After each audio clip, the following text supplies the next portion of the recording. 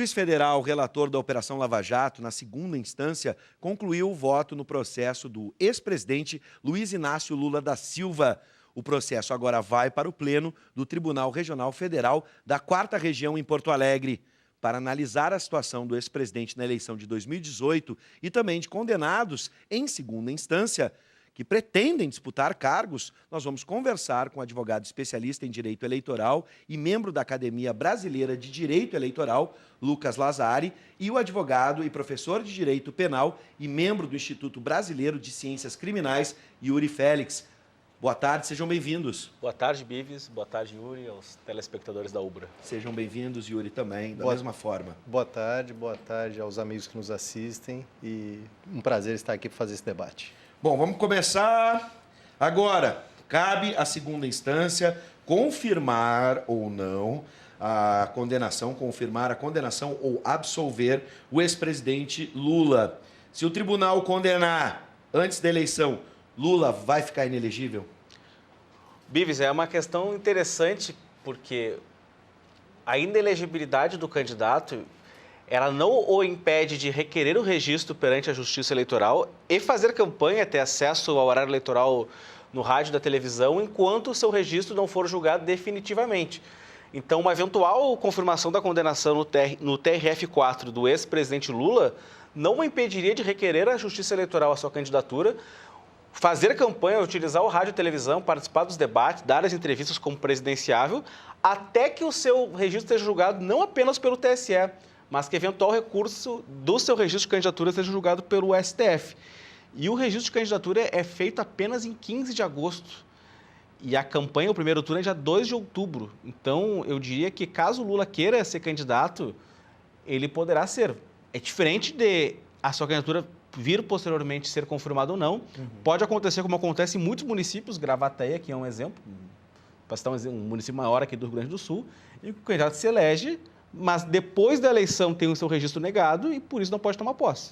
Bom, então, só para fechar essa primeira pergunta, doutor Lazari, há risco de, suponhamos, estou fazendo aqui numa hipótese, Lula sendo eleito, a gente poderia discutir isso já próximo ao mandato, assumir um mandato? Sim, pode acontecer de Lula ser eleito e antes de tomar posse o STF julgar definitivamente seu pedido de registro de candidatura e não deixá-lo tomar posse. Bom, antes do Dr. Félix se pronunciar, eu quero lembrar que você aí de casa pode participar com a sua opinião e também com a sua pergunta pelo 99588-2374, apenas mensagem de texto pelo WhatsApp 99588-2374. Por favor, doutor Yuri, o senhor pensa, quer completar alguma situação? E já vou incluir esse tema da agora travou. Então, o candidato ficar inelegível, assim fica melhor, após a condenação em segunda instância, isso já está pacificado pelo STF? A gente já imagina que é uma causa resolvida, é isso? Sim, isso, como bem abordou o Dr. Lucas, em eventual condenação em segundo grau, nós temos que diferenciar alguns pontos. Uma coisa são os efeitos eleitorais, que como o Dr. Lucas colocou, isso não o impede de ser candidato e até mesmo fazer campanha com um resultado pendente, digamos assim, que se aproxima até mesmo, poderá vir a se aproximar até mesmo de sua posse. O que, para os que nos assistem, pode ser algo até contraditório, até mesmo estranho, um candidato fazer campanha sem sabermos se ele poderá ou não assumir. Outra coisa são os efeitos penais, os efeitos processuais penais de uma eventual condenação em segunda instância. E, claro, aí nós temos que observar se é uma condenação à unanimidade, porque temos 3 desembargadores no segundo grau, no Tribunal Regional Federal, onde cada um emana a sua posição. Então, temos possibilidade de 2 resultados, de um resultado à unanimidade 3-0 para uma absolvição ou para uma condenação, ou um resultado de 2-1 para uma condenação, para uma absolvição.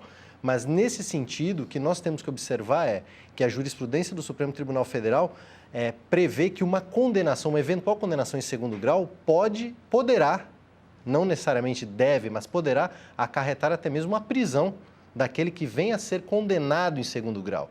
E aí temos algumas posições já vacilantes nesse sentido, mas é isso que nós temos que observar, ao meu ver, de antemão. Uma diferenciação entre os efeitos eleitorais, do direito eleitoral e do direito penal, direito processual penal. Bom, vamos lá. Essa inelegibilidade vale também para deputados estaduais? Esse mesmo processo vale também para os deputados? Sim, a regra de inelegibilidade, enfim, nessas questões que envolvem a ficha limpa, ela vale para qualquer candidato. Ou seja, vale para candidato a presidente, a vice-presidente, a deputado, a senador, a governador, que são os cargos que estarão em disputa no pleito de 2018. No caso do vice-presidente, por exemplo, a chapa continua? A chapa ainda vale? Ou é só o caso do vice-presidente? Suponhamos que temos um vice-presidente que esteja... Existe o critério que se chama de indivisibilidade da chapa. Isso vale tanto para os candidatos a presidente e governador quanto para o Senado, porque o senador ele é registrado com 2 suplentes. Sim. Então, se um dos membros dessa chapa está inelegível, a chapa inteira não pode tomar posse. Isso é importante, né? Tem Sim. muita gente misturada aí. Antes de passar para o doutor Yuri, presos condenados que estão lá no Central podem concorrer a algum cargo político? Vale para todos a lei? Não vale porque o Aécio ou Lula ou o Temer seria diferente? O Rafael de Porto Alegre pergunta. Bom, o doutor sabe bem que, vou deixar para explicar, mas existem 2 tipos de prisão. Existe a prisão Cautelar e a prisão-pena. A prisão-pena. Sim. Os que estão presos por estar cumprindo pena não podem ser candidatos porque eles estão, além de estarem inelegíveis, estão com os direitos políticos suspensos. O direito político Sim. inclui não apenas o direito de votar, como de ser votado. Sim. Mas os que estão apenas presos cautelarmente, ou seja, que não foram condenados ainda, mas estão presos antes do processo terminar, isso não os impede de ser candidato. Sim. Sim, é uma discussão no que tange ao trânsito em julgado, inclusive, né? Aqueles processos que ainda não transitaram, ou seja, que não foram concluídos, que cabem recurso, o indivíduo pode ser candidato perfeitamente. Sim. Agora, aquele que já foi condenado e não cabe mais nenhum recurso, isso até mesmo um efeito, uma das consequências da pena, né? Essa suspensão ou perda, enfim, dos direitos políticos que o Dr. Lucas colocou. Bom, agora Então pode acontecer, por Sim. exemplo, de um candidato ser condenado no 2º grau, portanto, pelo atual entendimento do STF, que pode mudar, porque foi por 6-5, começa a cumprir a pena já no 2º grau, recorre para o STF, para o STJ e é candidato, porque enquanto seu recurso não for julgado, ele é candidato, mas, enfim, candidato recolhido no sistema penitenciário. Bom, agora eu quero análise dos dois. O processo de Lula, vamos voltar umas casinhas. No caso do ex-presidente Lula, ele levou 102 dias para ser julgado. Em média, segundo a Folha de São Paulo, os processos no TRF4 demoram cerca de 210 dias. Por que essa ação foi diferente? Dá para a gente entender os processos, por que é diferente lá e aqui, e até mesmo por que tem que passar, muita gente não entende. Por que esteve numa determinada instância, agora vem para o Rio Grande do Sul, para a área sul aqui. Bis, veja bem, quem milita no dia a dia do sistema de justiça sabe, isso é um clamor popular, sabe da demora dos processos. Infelizmente, nós temos um grande volume de processos e temos poucas pessoas, poucos juízes, poucos promotores, enfim, poucos operadores que conseguem dar conta de tudo isso. O processo do ex-presidente Lula é evidente que é um processo rumoroso, é um processo que chama atenção, é um processo que tem como um principal ator aquele que foi presidente 2 vezes, eleito e reeleito. Existe, sim, ao meu ver, o interesse da justiça de dar um desfecho nisso e o interesse da cidadania em saber esse desfecho. Se existe algum favorecimento ou alguma medida apressada no que tange esse processo, aí fica difícil qualquer um de nós afirmar Sim. isso, porque não temos conhecimento ali do trâmite interno do tribunal. Sendo até, com relação às instâncias, esse processo começou em Curitiba, sendo julgado em 1º grau pelo juiz de Curitiba, dando uma sentença de até mais de 9 anos para o ex-presidente Lula, sentença esta que foi atacada por um grande número de juristas de todo o país. Eu, inclusive, pude me manifestar publicamente a respeito dessa decisão do juiz Sérgio Moro. A sua defesa recorreu, a defesa do ex-presidente, como também houve recurso da acusação, e para que fique claro a todos, esse recurso visa um aumento de pena, ou seja, existe essa possibilidade também da pena do ex-presidente Lula vir a ser aumentada. E agora o foro competente é o que nós conhecemos, nós do sistema de justiça, conhecemos como o Tribunal Regional Federal, que no caso aqui é o TRF4, Sim. que se localiza aqui na cidade de Porto Alegre. Perfeito. Vamos para a tela agora. Uma pergunta importante do Ronaldo de Viamão. Seja bem-vindo, Ronaldo. Interessante essa pergunta. Caso Lula não possa tomar posse, o vice assume automaticamente? Não. Caso o registro de Lula venha a ser negado, a chapa, ainda que o vice seja elegível, se entende que a chapa inteira fica contaminada e aí seria convocada uma nova eleição. Sim, isso é importante a gente... Para 2019. Eu acho que esse detalhe é muito importante, Sem porque dúvida. um condenado derruba a chapa inteira. Sem Um dúvida. condenado. E aí não importa se é o vice ou é o candidato. Exatamente. Isso vale para governo do Estado também. E vale para o Senado também. Também Se pro o Senado. segundo suplente do Senado estiver inelegível, o senador eleito não pode tomar posse. E aí é uma nova eleição, é isso? Exatamente. Não entraria o segundo colocado? Não entraria. Desde a reforma de 2015, a possibilidade do segundo ser convocado não existe mais. Gente, um comentário aqui, com toda essa informação, você de casa deve estar imaginando. O que podemos esperar para 2018?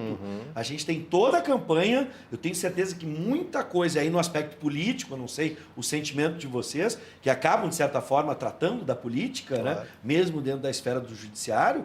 Eu fico imaginando como vai ser essa campanha, se alguns têm cartas na manga, como a justiça vai andar, aquilo que o doutor Yuri falava, né? O processo, o andamento, se vai ter velocidade ou não vai ter velocidade, tudo isso pode acontecer. Sim. Né? Tudo isso que eu estou especulando aqui é possível. É passível. É óbvio que numa eleição presidencial isso é muito mais impactante, mas vários e vários municípios, eu citei Gravataí, que é um Sim, eu me município lembro. importantíssimo, o candidato eleito não pôde tomar posse e tivemos uma eleição suplementar.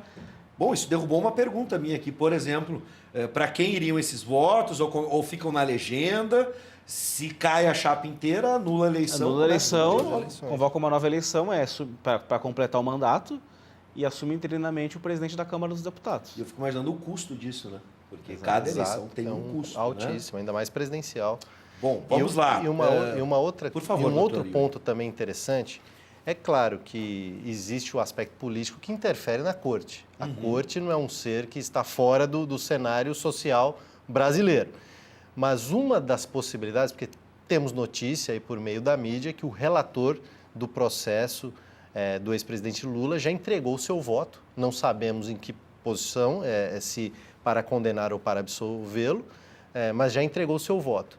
Nós também temos que colocar a seguinte possibilidade, Lucas, que aquele que vem a votar em um segundo momento pode pedir vista do processo. Isso. E ele pode ficar com este processo 1 mês, 2, 6 meses, Sim. 1 ano. Não se sabe. Se ficar na hipótese do presidente ser eleito e o pedido de vista não ter sido votado ainda, o processo tranca, porque a partir do momento que ele assume a presidência...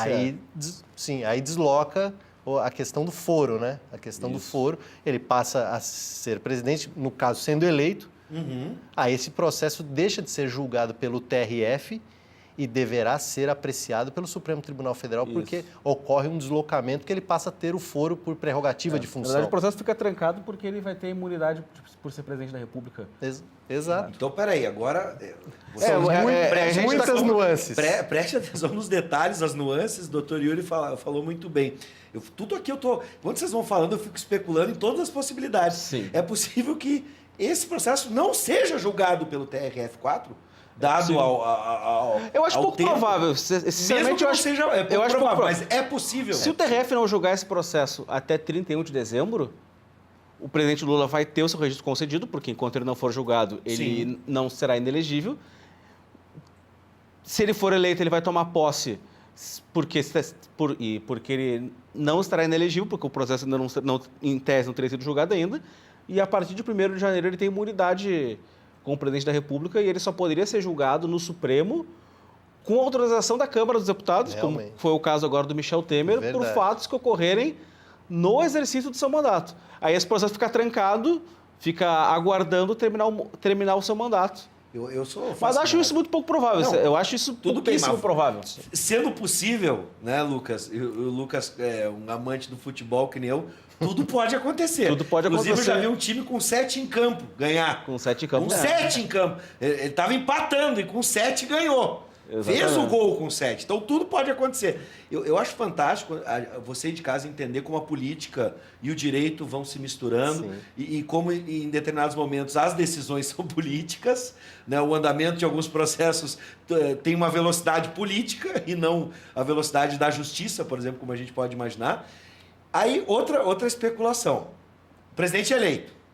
E aí a gente também tem um novo Congresso. Sim. Se for passar pelo STF, vai ter que passar pela aprovação do Congresso. Sim. Então, tudo que a gente puder desenhar hoje com o Congresso, porque a gente pode fazer um desenho. Bom, hoje o Lula não teria a maioria, esse processo passaria. Sim, seria um Congresso. Exatamente. Mas a gente pode ter um novo Congresso. Sim, renova 100% da Câmara e 2/3 do Senado ano que vem. E aí eu fico pensando, se nessa conjuntura, nesse contexto, então passa para o STF, mas aí tem que ir para o Congresso. Mas agora o Congresso é outro. Pode não avançar para o STF. É que esse processo em si, ele ficaria, se não for julgado até 31 de dezembro e o Lula vier a ser eleito, esse processo ele estagna, porque o presidente da República ele tem imunidade completa, só não é imune para casos que tenham relação com o exercício do mandato que ele está exercendo, que pese esse processo ter relação, em tese, com o exercício do mandato anterior dele, não seria o mandato que ele estará exercendo. Então, enfim, esse processo tem que ser julgado até 31 de dezembro. E já que tu fez a analogia com o futebol, nós que somos campeões da Libertadores sabemos a importância... Tem o corintiano, só para deixar claro. Ele também foi em 2012. Isso. Ele já tem 2 mundiais, a gente está tentando. A gente sabe que perder de 2-1 e perder de 3-0 é diferente, porque o 2-1 a gente consegue virar no jogo da volta. Se a condenação for por 2-1 e não por 3-0, porque faltam 3... ele terá direito a um recurso aqui dentro do tribunal ainda, antes de recorrer para Brasília. E esse recurso, a condenação por 2-1 não o torna inelegível. Tem mais isso agora. Então, mais um ingrediente. Ele pode ser julgado, condenado, mas ainda cabe recurso por 2-1. E aí, esse 2-1 o permite ser candidato. Gente, é bom, e eu vou pedir aqui a ajuda dos nossos convidados, lembrar que a gente está usando o exemplo do presidente Lula, porque é o exemplo mais emblemático, um candidato à presidência. As pesquisas estão aí, a gente não pode virar as costas para essas pesquisas que estão saindo, e o Lula está em primeiro lugar. Então, realmente é o caso mais emblemático. Mas é bom lembrar, o doutor Yuri pode me ajudar, o doutor Lazari também, de que isso vale para... Vamos lá, esse ano a gente tem Senado, deputado estadual, federal, governador e presidente. Então, e Senado são 2. Tem mais essa. São 2 aqui no nosso... No Brasil inteiro. Sim, no Brasil inteiro, 2 candidatos. Um permanece no Senado. Aí tudo isso que a gente está especulando aqui vale para esses candidatos também. Sim. Né? Tem gente com mandato, tem gente querendo entrar. E isso também vale para ambos, né? Isso. Gente com mandato e pessoas que querem entrar na política. Todos têm que estar... vamos lá, inelegíveis não, e sim aptos, legíveis para poder se candidatar. Você em casa, tem alguma dúvida? Está pensando em se candidatar? Pois é, 99588-2374, pelo WhatsApp você pode mandar a sua pergunta e pode especular. Tivemos várias especulações aqui dos nossos telespectadores. Vamos lembrar algumas casinhas aqui, porque a conversa é extensa e complexa. Tem muita gente que pode ter se perdido nesse caminho da justiça. Provável. A partir de que momento fica dada a impossibilidade de um condenado disputar uma eleição? A partir de que momento? A partir da condenação em um órgão colegiado, que como regra é o 2º grau, mas enfim, há casos em que não é o caso do Lula, mas é caso de quem tem o chamado foro privilegiado, que é julgado direto num órgão colegiado, mas a partir de uma condenação em órgão colegiado. Porém, quando a condenação é por 2-1, existe um recurso, não quero usar o juridiquês, mas um recurso que a gente chama de embargos infringentes, que é um termo que as pessoas se acostumaram no julgamento do mensalão. Muitos termos a gente tem se acostumado, desde condição coercitiva até outros. E aí, se a condenação for por 2-1, o condenado tem direito aos embargos infringentes, que é um recurso julgado do próprio tribunal que o condenou, que enquanto esse recurso não vier a ser julgado, ele segue com o direito de ser candidato. A questão, inclusive, do juridiquês e dos embargos infringentes, eu me recordo até hoje que eu estava em São Paulo indo dar uma aula, indo ministrar uma aula. Eu entrei no táxi, do jeito que eu estou aqui. Aí o taxista virou para mim e disse, o senhor trabalha com o quê? Aí eu respondi, olha, eu tenho uma profissão que tem a boa fama de um tempo para cá. Aí ele olhou e disse, o senhor é advogado ou político? Eu falei, eu sou advogado. Quando eu respondi que eu era advogado, era a ação penal 470, o mensalão. Ele vira para mim e fala, doutor, que eu já virei doutor, né? Sim. Doutor, é correto aquela questão dos embargos infringentes? O taxista. Sim. Dos embargos infringentes. Então, o que eu vejo como muito positivo de tudo isso que nós vivemos no nosso país, e isso é uma contribuição fundamental de programas como este, que aquilo que antes só ficava encastelado para nós que somos do mundo jurídico, se debate no dia a dia da população. Isso é fundamental para a democracia. As pessoas precisam debater o mundo jurídico, o mundo político. Assim nós construímos a cidadania. Sem dúvida. Então é importantíssimo, fundamental esse debate. Concordo com o senhor e digo mais. O que a gente tem que lutar agora, e por isso que eu me esforço em mostrar que a política não morre apenas na política, dentro de uma Assembleia Legislativa ou de uma Câmara de Vereadores. Nós temos relações com o direito, nós temos relações com várias instituições, né? E nunca foi tão comentada a relação do jurídico com o político, né? Da justiça entre os poderes, a harmonia entre eles. Eu quero falar sobre a opinião de vocês sobre o foro privilegiado, mas antes, só para ficar claro, doutor Lazari, qual é o risco de a votação estar preparada e o nome de um possível condenado que esteja inelegível aparecer na urna eletrônica? Isso pode acontecer? Isso pode infelizmente o risco é grande. Isso existe com certa frequência e isso é um problema. E esse problema foi piorado, digamos assim, foi radicalizado com o curtamento da campanha. Por que acontece? O registro das candidaturas ele só pode ser feito até a data anterior ao início da campanha. E nós reduzimos a campanha pela metade. Desde a campanha passada, ela diminuiu de 90 para 45 dias. Significa que a Justiça Eleitoral tem 45 dias para julgar todos os pedidos de registro de candidatura. Então, o risco de alguém que não pode ser, que é inelegível, fazer campanha e ser eleito é muito grande, porque o seu recurso não será, o seu pedido de registro não será julgado até o final da campanha. Sim. O que seria correto, na minha opinião, mas infelizmente isso não foi aprovado na reforma política, é nós anteciparmos. Se os registros de candidatura fossem feitos em março, em abril, ainda que a campanha começasse só em agosto, dificilmente a gente ia chegar no dia da eleição com dúvida se o candidato é elegível ou inelegível. Isso é um problema e chegou até a ser proposto por um deputado, mas como essa questão do Lula está muito forte, e isso, em verdade, iria favorecer o presidente Lula, porque se o registro fosse feito em março ele ainda estaria elegível, isso acabou não sendo aprovado. Entendi. Mas é um problema muito grande. É muito ruim para a democracia quando o eleitor vai à urna sem saber se o candidato eleito vai poder tomar posse ou não. Sim. Não apenas porque ele pode votar em alguém que não toma posse, como às vezes ele está afim de votar no candidato e acaba com medo do seu voto, digamos, não ter consequências, votar num adversário do seu candidato preferencial. Bom, espero que também as pessoas não decidam isso num santinho na rua ou no último momento, né? Claro. Que a pesquisa seja feita antes, porque não importa se está apto ou não, se é elegível ou inelegível. As pessoas já deveriam começar agora a procurar seus candidatos, né? Enfim, antes, foro privilegiado. Gostaria que vocês pudessem nos ajudar a entender essa discussão que está acontecendo no Congresso. Podem me ajudar? Me corrija se eu estiver errado, mais de 50 mil pessoas têm, né, essa proteção pelo foro privilegiado. O que vocês pensam? Isso ainda cabe no Brasil? É importante esse mecanismo? Começo com o doutor Félix. Olha, questão polêmica. O foro privilegiado é uma discussão que já vem sendo feita há alguns anos no nosso país. Inclusive, membros do próprio Supremo Tribunal Federal já se manifestam contrários ao foro por prerrogativa de função, o foro privilegiado. O meu posicionamento, e pensando num foro, aí eu vou direto ao Supremo, para deputados, senadores. Ao meu ver, no que aconteceu, por exemplo, na ação penal 470, o conhecido mensalão, que muitas pessoas foram julgadas direto no plenário do Supremo Tribunal Federal, aquela forma com que a coisa ocorreu foi equivocada.